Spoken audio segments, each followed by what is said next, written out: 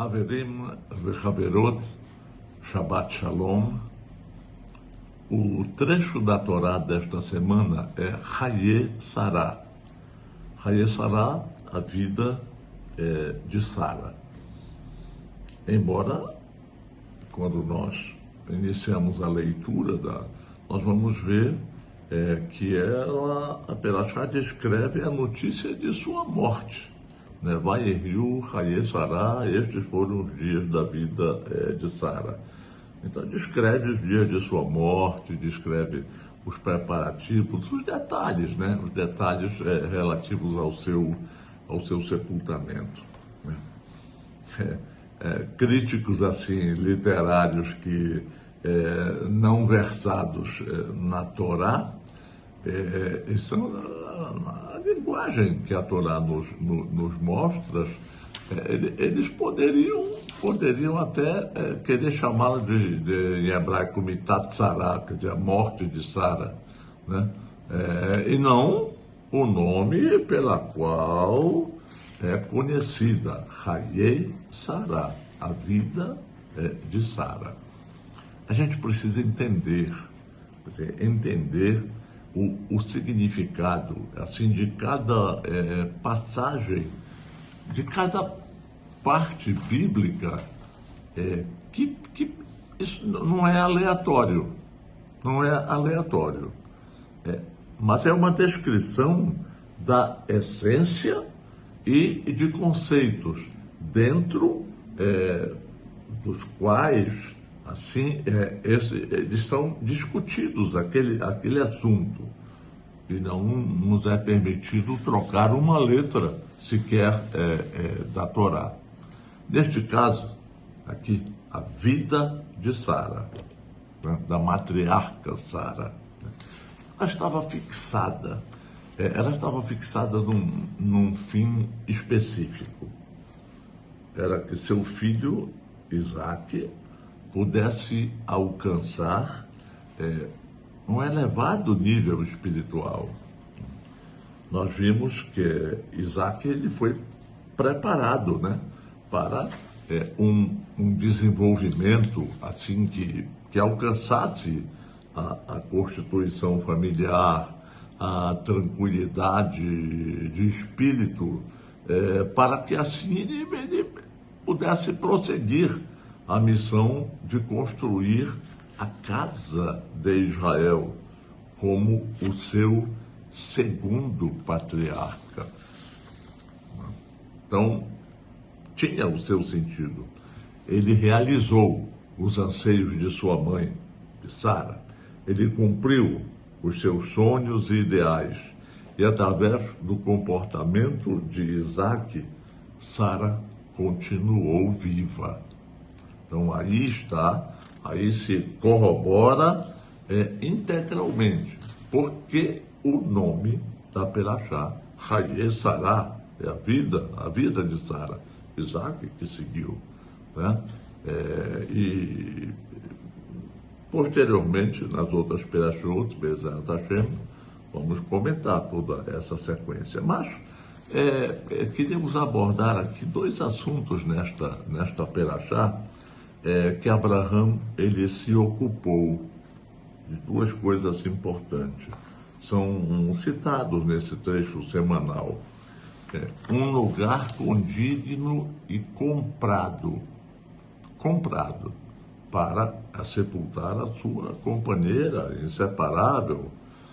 Sabemos que foi comprado por 400 ciclos de prata, 4.569 gramas, parece. Perdoem os que sabem fazer melhor essa conta. Isso foi comprado, ele fez questão, era no campo de Efron, na caverna de Mearat Hamarpelá.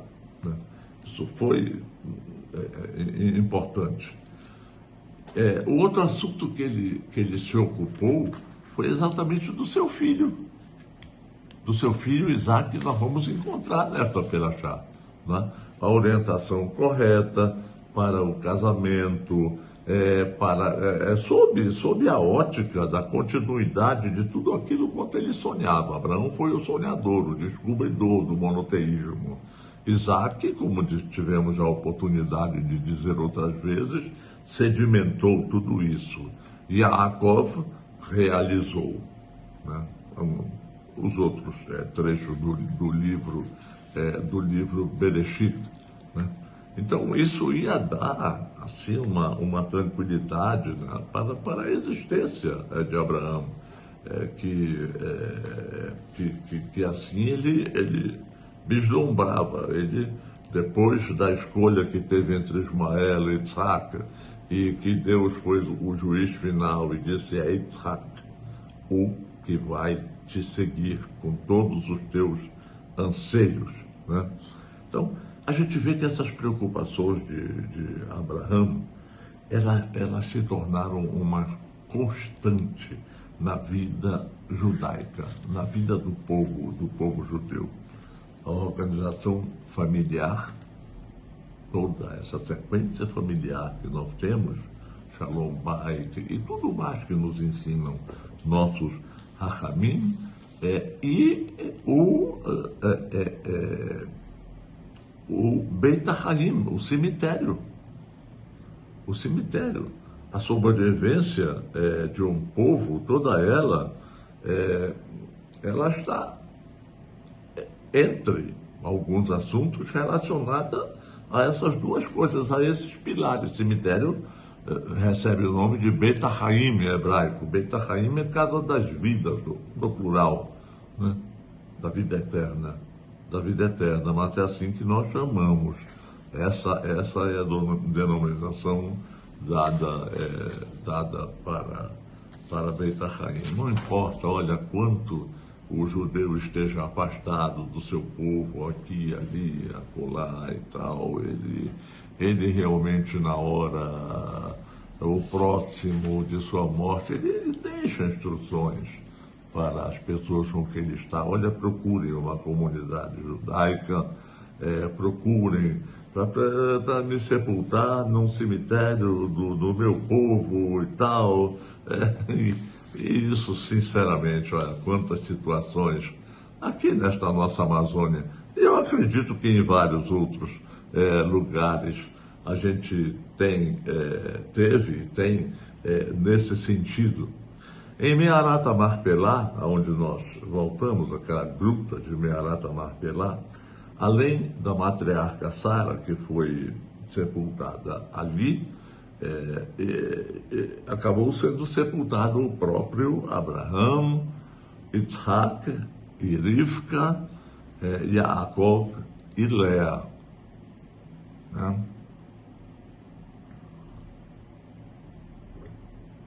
E isso foi comprado. Era importantíssimo que isso fosse comprado, fechado o negócio, teve testemunhas com os filhos de Het. Conta um midrash interessante, os Chachamim nos ensinam, que eu lembro de quando os anjos vieram, aqueles 3 anjos, né? Abraão nem sabia, né, que eram anjos, e ele foi fazer uma comida para eles, mandou pegar os cordeiros e tal, e isso para preparar e tudo. E aí um dos cordeiros escapou, e o próprio Abraão foi atrás dele. O próprio Abraão, para cá, para lá, e vai, e acabou entrando numa gruta escura de fios. Só que a espiritualidade de Abraão, quando ele entrou naquela gruta, a gruta se iluminou. E ele, em seu alcance de tudo que ele tinha com Deus, ele teve o merecimento de ver que ali estavam sepultados também Adam Harishon e Rava, o primeiro homem, Adão, o primeiro homem, e Eva, sua mulher. E por isso, falam alguns comentaristas, porque ele, na conversa que ele teve com os filhos de Het, ali, em Hebron e tudo, tinha lugares mais perto um pouco e tudo, e o pessoal queria dar para ele. Ele era considerado um príncipe de Deus entre todos. e tudo. E Abraão ele foi escolher mais lá longe um pouco, lá em Mearata Marpelá. Mas alguns nos ensinam que foi por causa disso. Ele já sabia, né? Ele já sabia o que continha ali. Por isso ele discutiu com os filhos de Reta, que isso aqui é teu, pode, leva você, disse, não, eu quero comprar. Aí bate para cá, para lá, aí aqui o camarada acaba dizendo, bom, 400 ciclos, ele tá obrando, nem titubeou, pegou o valor em prata e deu na frente, todos foram testemunhas sobre isso. Então, a importância que tem o Beit HaChaim, o cemitério judaico. Sobre isso eu queria relembrar enfaticamente a leitura no livro Eretz Amazônia, do nosso saudoso professor Samuel Ben Shimon Zichrono Libraha, e que eu tive tanta oportunidade, tantas e tantas oportunidades de estar com ele, né? Em vida, ainda em plena atividade, ele escrevendo esse livro, ele logo, ele viu a importância dos cemitérios, ele tentou mapear de toda a Amazônia, né? Então, o máximo que ele pôde, aonde ele via que podia, nessa cidade aqui. Aí pegava o mapa, aí vinha, ele botava a lupa, e essa outra pequenina, que a gente conversando, né? Será que tinha judeu aqui? Aí ele dava uma forma de falar com alguém de lá daquela cidade, né? Ele até custeava isso, né? Tal, e tudo, ver se tem cemitério, quem são os nomes. Muitas pedras já não tinham mais o nome visível, mas as que estão visíveis coloca. Então, nesse lugar tem tantas, né? Mas tem só 3, 4, 5 que estão com nomes, aí manda e tal, e assim ele foi, olha, foi algo incrível, algo assim incrível, a profundidade deste conhecimento. Então, eu recomendo que sobre isso, porque isso aí é um dos pilares da essência judaica, né? Tudo isso, a família em si, o cemitério em si, tudo isso é uma essência assim muito, muito grande. Bom, eu gostaria de pedir licença, perdão, digamos assim, aos meus queridos ouvintes que estão nos assistindo com relação a este vídeo. Uma pequena interrupção que ocorre assim, olha, em Hayé Sará, nesta perachá de Hayé Sará, eu queria fazer um registro. Há 60 anos, novembro de 1962, ainda eu imaginava, eu era um garoto de 14 anos e meio, né? Nem imaginava a carreira de Razanut, nunca. Era em Belém, né? Onde eu cresci, tudo sabe, eu nasci em Alenquer, no interior, conheci vida do interior, e tal, a luta dos nossos antepassados, tudo isso é tão importante. Cresci ali. Em Belém tinham 2 sinagogas, a Eshel Abraham, conhecida como sinagoga da Campos Salles, e a Sha'ar HaShamayim, conhecida como sinagoga da Arcipreste, uma das mais lindas que meus olhos já viram em todas essas viagens por aí. Eu ia lá sempre, de vez em quando. Meus contemporâneos dessa época lembram, né? Às vezes chegava sábado à tarde, perto da Minchá, ou depois da Minchá. Naquela época a Minchá era 3 da tarde, embaixo daquele sol danado. Aí foi passando, hoje a Minchá de Shabbat já é 5h30, etc. e tal. Aí nós corríamos até lá, porque tinha uma árvore de abricó, lá na Sha'ar HaShamayim, para pegar abricó, né? Se alguém ainda se lembrar disso, que me diga aí da Sha'ar HaShamayim, né? O meu crescimento todo foi ali na Eshel Abraham, embora por várias vezes eu pudesse ter ajudado alguma coisa na Sha'ar HaShamayim, lendo Perashiot também, eu era o único jovem nessa época que lia essas Perachot, né?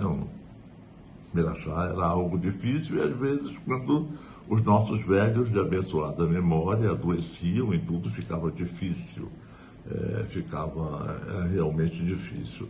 Eu fui agraciado, eu tive o mérito, entre tantos mestres marroquinos, tanjauis da Gema, aqueles da parte do Marrocos espanhol, aqueles de Rabat Salé, que era a parte francesa, né?